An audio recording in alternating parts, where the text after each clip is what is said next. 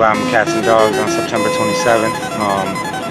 Put out 2 other releases prior to that, the Weatherman LP and the Layover EP, as well as other unofficial releases.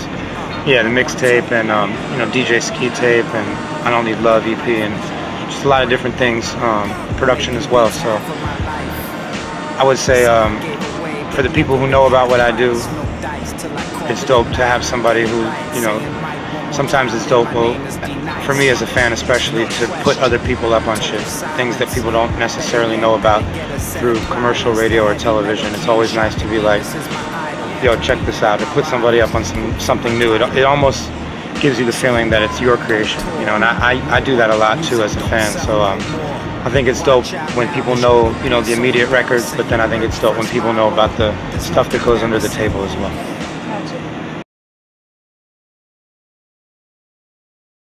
My introduction was previous to that was through dancing, like just seeing people breakdancing, b-boys, b-girls at the beach early on, and then the movie craze coming after that, Beach Street, Breakin', Wild Style, Crush Groove, all those movies made me want to participate in the culture even more when I went back home and saw what they were doing. Same thing that they were doing in the movies when I saw them, which was actually going on near my house. So as a kid, who wouldn't want to be living a movie, So that was like, dancing was it. And then I learned about the music that they were dancing to. That got me into the culture of the music and what a DJ was and everything like that. Later came the graph, skateboarding, rapping, producing. So it's been a natural evolution. So I feel like you covering all facets of like hip hop, like I've had my hand or my feet in some part of it. You're on like the Taco Bell 4 Mill, like you come in, you learn a little bit, almost like she calls it like a culture, like hip hop is like the culture, and then like rap is just like the language. Just seeing you going through every stage is cool. Yeah, I'd say rapping is one of the elements of the culture for sure, but sometimes the DJ is, the light is not always shown on all the elements of hip hop, and I'm not one here to be like, if you don't like breakdancing, you're not hip hop. I don't look at it like that. You could like any of the elements. In fact, as being from graffiti, it was funny because a lot of the dopest graffiti artists didn't like rap music. Yeah.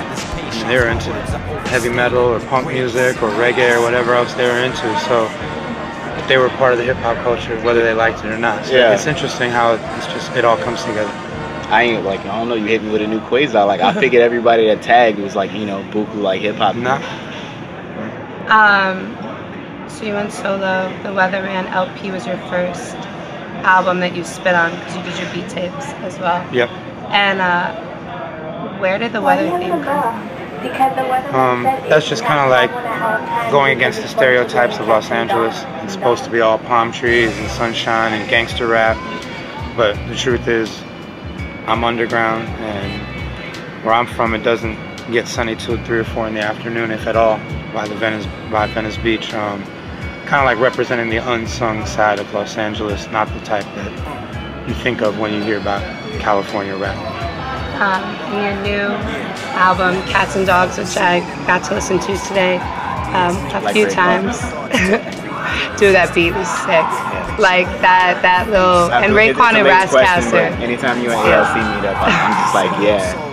But there were a few themes, like in listening to it, that saw one like with Fame, one step away from Fame, halfway from Infamous, and kind of a theme of proving oneself, I guess. Not even proving, but just like finding validation in people showing love and showing respect. Like where did that kind of come from, and or am I just wrong and that's not a theme through the album type deal? No, it is. I say the word fame a lot on this album, like way too much actually. But I even have Little Fame featured on the album, which is funny. Yeah, that was some claps to that had me smiling when I was driving straight up.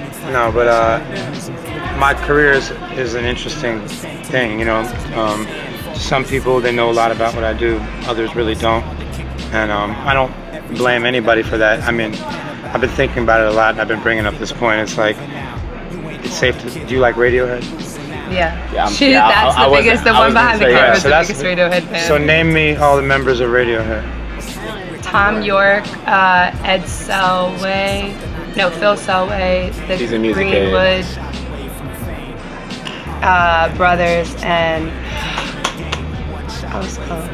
All right, well, you could, but you're a Radiohead fan, and that's my point. Is just because you like a group, it's not your job to investigate everything about it. You could say I like Evidence, or you could say I like Dilated Peoples, but it doesn't mean that you have to know about everything of that group to be a fan. Some people choose to really delve in. You named a lot of the members.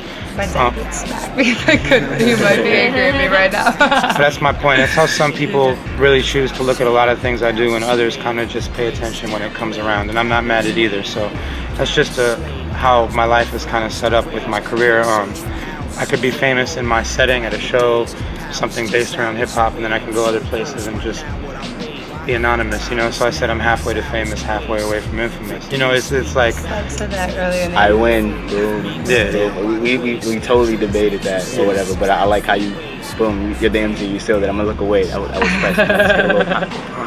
Yeah.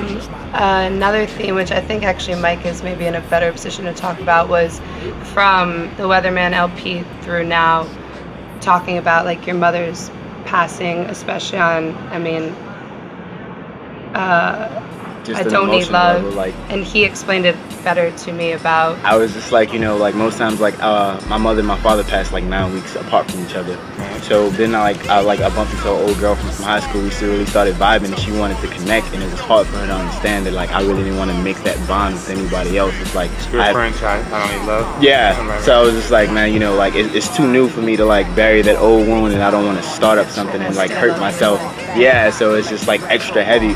When I heard that, I was like, yeah, all right, I see you. Yeah, it's a weird thing. It's like that happened in '04, you know, and until now it's been I don't even know how, you know, going on. I think you stopped 8 years, counting. 7 years, or whatever it is. But time has a funny way of healing things, but then it also has a funny way of bringing things up when you're not expecting it. And just started to notice that in my relationship with girls, it started to get unhealthy because I started to look for some of the qualities of my mother in them, and that led to like not fucking or not having sex or not doing things that are like important in a relationship because I was kind of like looking for something that really shouldn't have been trying to even be found in a thing like that.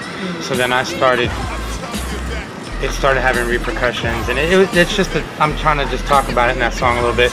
Never really rapped about girls before, so it was an interesting thing for me to even touch on that. But is your music kind of like that's how you get that release about being able to talk to about something that maybe you don't openly talk about in other settings? It has on my solo records more than Dilated, which, and no disrespect, because Dilated is my shit #1, but that was the purpose of us doing solo records, was like, Rocka, my partner, he's really political based. He wanted to have an album like Crown of Thorns where he could say what he wanted to say and knew that his views wouldn't reflect me or Babu. Because on Dilated Records, he's literally had to hold his pen before, like, I don't want to say this because I know you might not feel like that, or even if you do, I don't want you to have to go through the repercussions. So same thing with me, solo is like, they were like, yo, you could talk about anything you want. You can have a solo song for your mom, we'll help, whatever we could do.